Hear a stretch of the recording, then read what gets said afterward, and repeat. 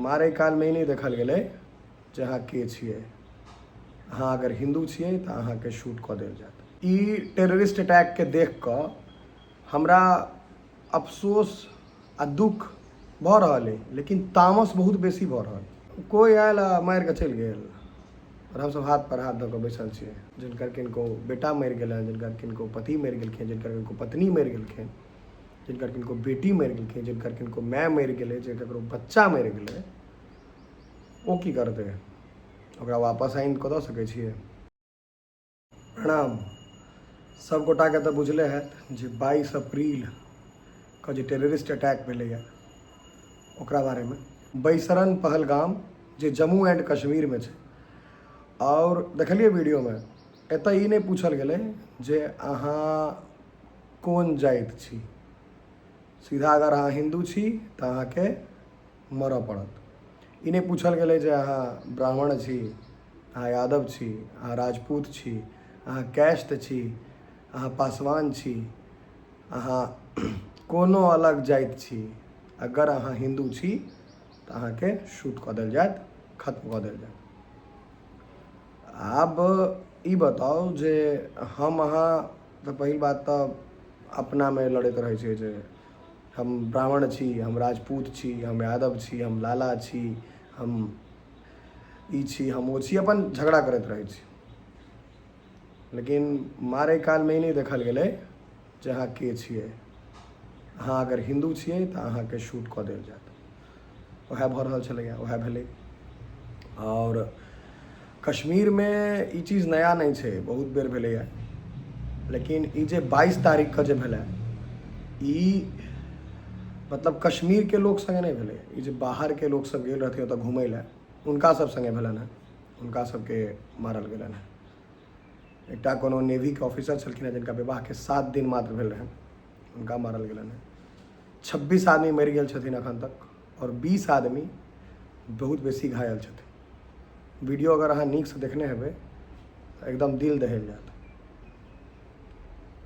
तब हमर सवाल एकटा ई अइ जे अपन देश में, अपन घर में अगर हम सुरक्षित नहीं छी तऽ हम सुरक्षित छी कतऽ?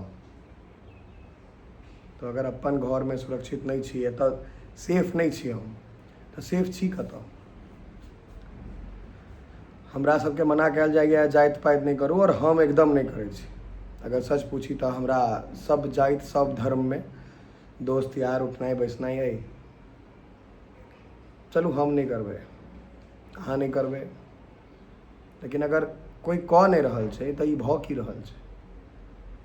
वीडियो में साफ देखायल गेल छै जे पूछै छै जे हिंदू छी, तुम हिंदू हो? हाँ, टक। तऽ एहि स्थिति में की कयल जाय? सवाल एहिठाम ई उठै छै जे मतलब एहि तरह के स्थिति में की करतै लोग? तो सब गोटा छी और सबके पास दिमाग है,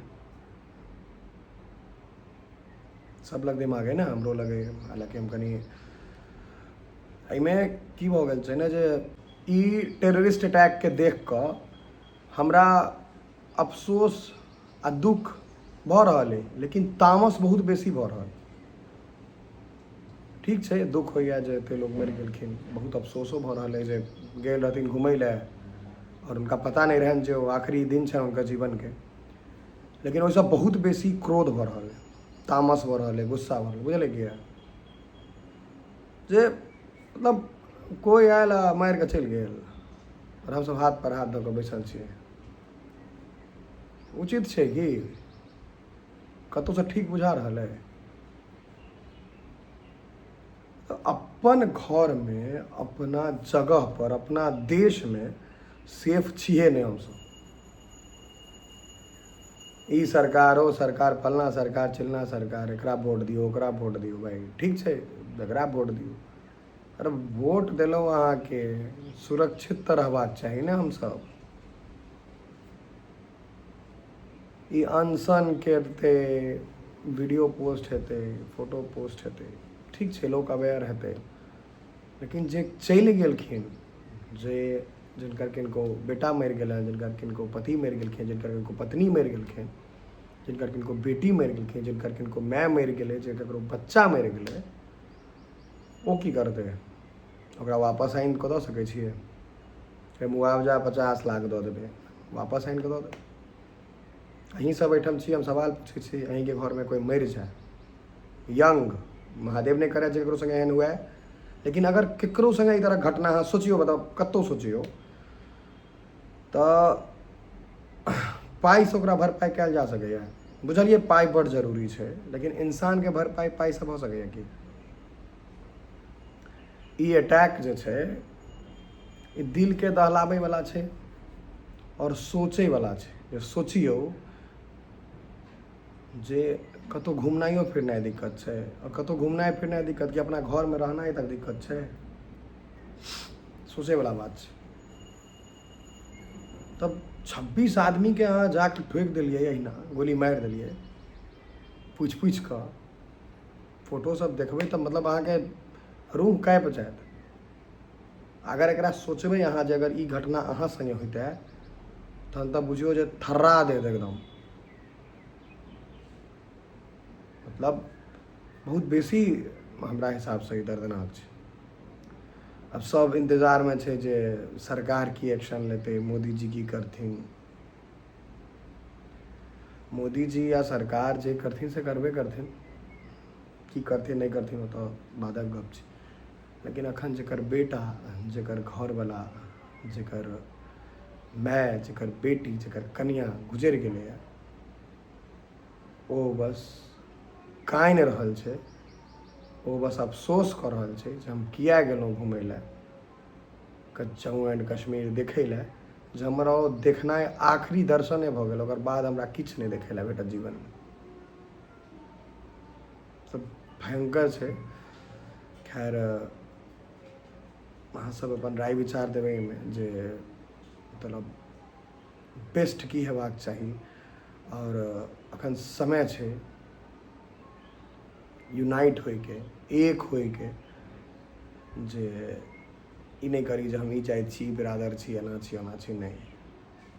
एक हो, हाथ में हाथ जोड़ू, जुड़ि कऽ रहू, तहने टा सेफ छी। नहीं तऽ आइयो मरलखिन हैं, काल्हि अहूँ मरि सकै छी, कोनो बड़का बात नहीं हेतै। हम ध्यान राखब ई चीज़के। और बहुत बेसी क्रोधित छी हम दुखीसँ बेसी क्रोधित छी, लेकिन किछु कऽ नहीं सकै छी। क्रोध तऽ बहुत है, लेकिन कऽ किछु नहीं सकै छी एखन एहिठामसँ। कऽ एकेटा चीज सकै छी जे सबगोटा मिल कऽ एकजुट भऽ कऽ जाहि तरहके भेलैए घटना, एहिमे जे अब एहि घटनाके तऽ वापस नहीं कयल जा सकै, लेकिन जे भऽ सकै से सरकार करे कम से कम। और आगाँ केकरो बेटा, केकरो बेटी, केकरो माय, केकरो बाप, केकरो परिवारके कोई मरै नहीं एना, ताहि लए हमरा अहाँके एक होबऽ पड़त। प्रणाम।